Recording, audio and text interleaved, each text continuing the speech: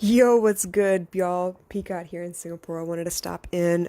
Just got back from dinner with my cousins, and I've had a great day. I've had an amazing day. Now, last night was kind of a mess because I went to bed with a freaking migraine, and it was one of those things that I was brewing from early on in the day, and by the time dinner time rolled around, I was ready to call it quits for real. I called my brother to keep him on the phone with me because I just didn't know if I could make it through cooking. Because the last thing I needed was to be in all that light, in front of all that heat, trying to make dinner.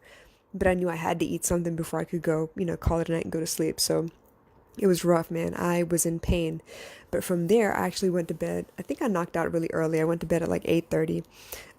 But I set an alarm because I had my live podcast episode with August. It's a Monday night thing. You go catch me live on Facebook. I normally throw a watch party so that people can join in live and see what we're talking about. But last night, sorry, what I meant to say was it's every Monday, 2 p.m. Eastern Standard Time, which in Singapore obviously is 2 a.m. Anyway, so I set the alarm, I got up and I did the damn thing. My head was still kind of spinning a little bit, but I did what I had to do. I muted the light as much as I could so that it wasn't so bright in my face. So I kind of looked a little, I look like death warmed over for real, if I'm going to be honest with you. But I think I did the damn thing as usual. And we talked about finance and an abundance mindset and why us entrepreneurs have such a tough time asking to be paid what we're worth. So anyway, that was at 2 o'clock this morning. I think I finished off at 3. Went right back to bed, and I'm realizing that I can't sit in bed and scroll through my feed and look for interesting ideas and stuff on Pinterest because my mind is going a mile a minute. I can't afford to do that because it keeps me up way longer than I need to. It uses my eyes up a lot more than I want them to be used, and I end up being very strained and stressed out and tired, and hence the migraine. Suffice it to say, though, that I was sitting at my computer for most of the day yesterday. I was knocking out as much of that Libsyn transfer work that I could. I think I'm about halfway done now. So I went ahead and I converted all of the 190 tracks that were missing. And I think I uploaded a total of 50 yesterday. I haven't gotten to doing any of that work yet today, but I still got another hour left on my timesheet, so to speak, for my work day today. So I'm going to knock that out as soon as I close this up. But first, I want to tell you about an epiphany I had. So, like I said, middle of the night, got up, did the podcast, went back to bed, woke up, dropped baby girl off to school, and I had a podcast recording scheduled for 9 o'clock this morning. But the young lady that I was supposed to do the podcast with, I was being featured on hers. The podcast is called Real Talk with Artasia, and she called and she said, you know what? I have another appointment that popped up. Can I move it? And I was like, yeah, absolutely. Let's do it at 11. So I went ahead and knocked out this interview from 11 to 12 today. And I gotta say, I like being interviewed when the other person has questions prepared and they really want to know about me and they feel like, we have a good vibe together. And that's what happened today. But more than that, the way I was explaining what I do, because I don't think you realize, I think as much as they say you need to spend at least 1,000 hours doing what you love to become an expert, you kind of need to spend at least 100 times explaining to anybody, somebody, what it is that you do, because eventually you'll fall into a groove of saying what you need to say in as few words as possible, as concise as possible, and it becomes easy to illustrate exactly what you do. So I think after having explained it again today in her podcast episode, I feel better about the way I'm trying to market myself. I feel better about what it is that I'm trying to accomplish. Because once again, I was having doubts, especially with that migraine yesterday. It had me doubting all kinds of stuff. I was flipping out a little bit. Talking to August last night and then talking to Artasia today, it reaffirmed the fact that I am needed. What I'm teaching is necessary, and it's something that they started 7 years ago with Artasia's company, the hospital. I think she said hospital that she was working for. They started it 7 years ago, but they never finished it. So I'm realizing again that it's really, really important. And as I got off that podcast episode, I had to rush off to the airport to pick up my cousin. But on the way there, I started brainstorming a little bit. I'd brain dumped everything that was in my mind at the time because the conversation that I had with her was still fresh in my mind, right? And I wanted to think about the terms that came up. See, every time I speak to someone, it gets easier to explain, and I find different anecdotes to illustrate what it is that I'm trying to say. So this time we were talking about, how what I'm teaching is essential in all areas of your life. And honestly, we've talked about this before. We've talked about the parenting aspect, we've talked about the marriage aspect, we've talked about the children aspect, right? But we haven't talked about the leadership aspect. And as a team leader, you need to understand everybody that's on your team so you could speak to them in their language, in language that they understand. It's almost like, you have language, right? You speak all day long. You speak to your friends, you speak to your coworkers, you speak to pretty much anyone that crosses your path. But when you get to know someone really well, you tend to learn how to speak so that they understand what you're saying. With me and my brother, I can pull up any quote from any movie and he knows exactly what I'm talking about. Same thing with August. I can throw a GIF at her and she knows exactly what I mean, by what I'm trying to say.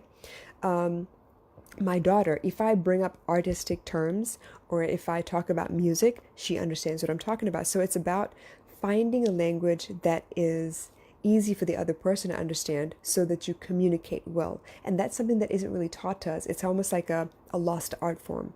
And I already know that language was created to kind of cover up a multitude of emotions because there's so many words for so many different things that we get lost, that it gets lost in translation. But what I want to teach people is how to speak as plainly as possible to get to the point. I don't want to spend too much unnecessary time, talking around a subject. I don't want all that subtle nonsense. I don't want you to drop hints. I don't want you to be, passive aggressive. I want you to say what you mean because that's the kind of relationship I want in my life. And that goes for any type of relationship. When I say relationship, I mean if I talk to you more than once, that becomes a relationship. Yeah. So I realized that by explaining it one more time, it became a little more concise. It became a little more succinct. I was more to the point. I got there faster when I was trying to explain what it is that I do. And as I was brain dumping afterwards, I started thinking about equations and I was trying to think of gimmicks and how do people, message certain things and wrap certain things up so it's cute and neat and easy to digest. And I started thinking about the word emo.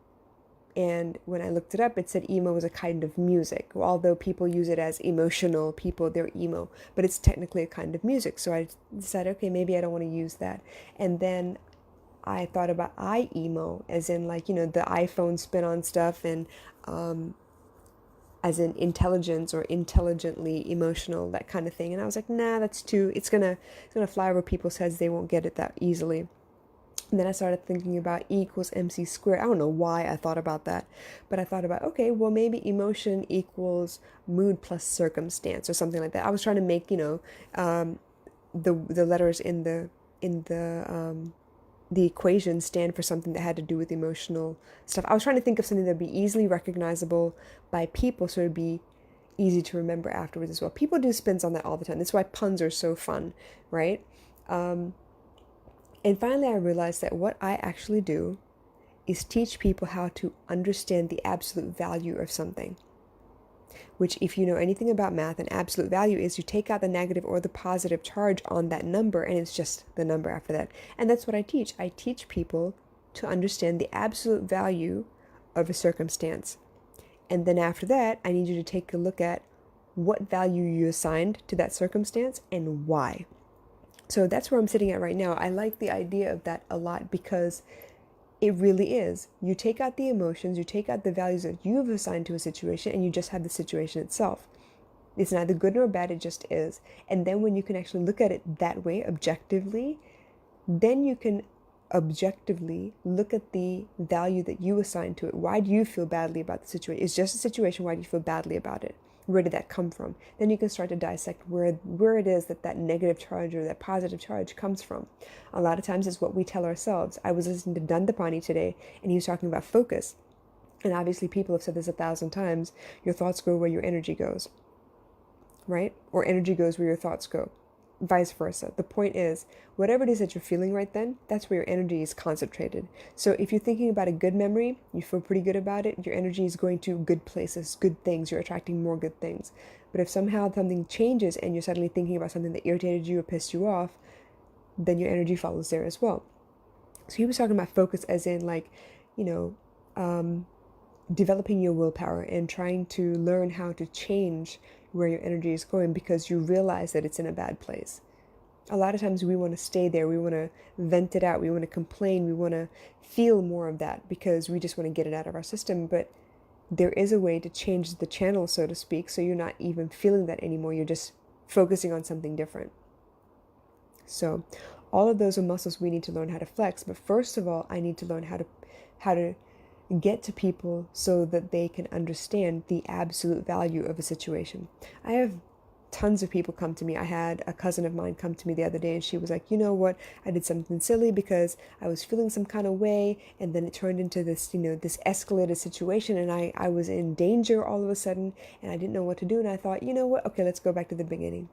What you did, you said you did something that was silly, right? But why was that considered silly? What was the action itself and what was driving it?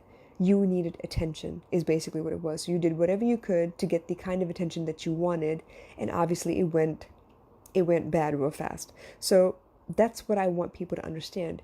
You can't look at the end result or what just happened. You need to go back to the beginning where it started. And a lot of times we forget that we invite the drama that's in our lives. We invite the people that cause drama in our lives. We invite,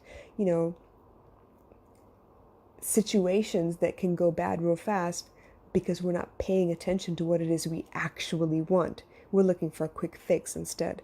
So I like the idea of the absolute value, and I think that is exactly what I'm teaching, and I think it's about as succinct as it gets. I don't think there's any other way that I can make it easier. I'm a big fan of as few words as possible. I like it when I can put a picture up with one word and then you need to read the caption because you want to know what it is that I'm talking about with regard to that one word. I like that. It's something I've always enjoyed. It's something that I think is very elegant and beautiful and simplistic in nature. It's just who I am. So that's why I branded accordingly. So I think absolute value is exactly what I'm getting at. And it took a couple of conversations, a really bad migraine, and just things to come together in just that right combination for me to get it, for me to get to that place where I can describe what it is that I do without thinking too much about it. Usually when people say, hey, what is it that you do? Obviously the buzzword is emotional intelligence, but what does that mean? And a lot of people don't want to talk about that either. So yes, I've started including self-awareness in there as well because I want you to know yourself inside and out. If you know yourself well enough, you'll be able to communicate what you like and don't like to anyone that crosses your path. That means you open up the floodgates to quality relationships instead of those ones where I send a representative out to meet your representative and then we spend the next couple of months slowly decoding each other only to find out that we weren't compatible in the first place, where we could have cut all that time and gotten straight to the point if you had been honest with me and I'd been honest with you. So that's what I'm trying to get to. I'm trying to get people to be a little more honest, a little more vulnerable, so that they can stop wasting time and get to that place where they are comfortable and safe and in relationships with people that really do care about them. So I don't know about you, but this is the one lesson I took away from the last couple of days. If you're starting a business, if you're looking to brand something, I suggest you start explaining who you are and what you do to as many people as quickly as possible. If you can get it to, let's say, explaining your business to about 100 people, by the 100th time that you say it, you're going to fall into a flow of words. A set of words that you feel comfortable using, that sound like you, that resonate with you, that explain who you are pretty easily, and that becomes how you market yourself. So I think right now I'm in a good place. I think I know what I want right now, and it's coming together. It's always forever, evolving, but right now I like where I'm at, and I'm ready to get started all over again. I found that spark again, and it took me a couple of conversations with people to get there, and I really am grateful. So I'm hoping this helped. Pay attention to what it is that you're doing. Understand that, the first couple times it's going to be hard to explain what it is that you do because you're just starting out. But eventually, the more you say it, like a telemarketer, right? You're going to get into this groove of saying it, and it becomes like memorized. What am I trying to say? It's almost like the opening to Romeo and Juliet. You know it by heart almost, and you know exactly what words you want to use to describe it. So I'm hoping you'll give it a shot. It's working for me, so I'm telling you because it's a realization I had. and I think it's useful. So I will catch you again soon, but in the meantime, y'all take care.